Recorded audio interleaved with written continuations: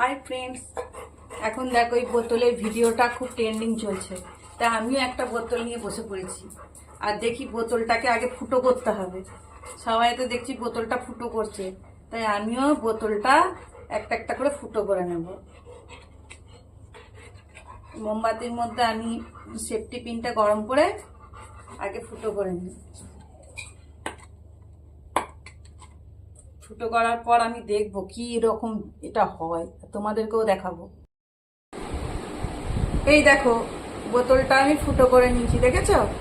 দেখো এবার বোতলটাতে আমি জল ভরে দেখাই কি হচ্ছে। হ্যাঁ, তোমরা দেখতে থাকো। ওই যে ফুটো বোতলটার মধ্যে আমি কিন্তু জলটা ভরে নিয়েছি, দেখো এইবার কি হচ্ছে দেখো।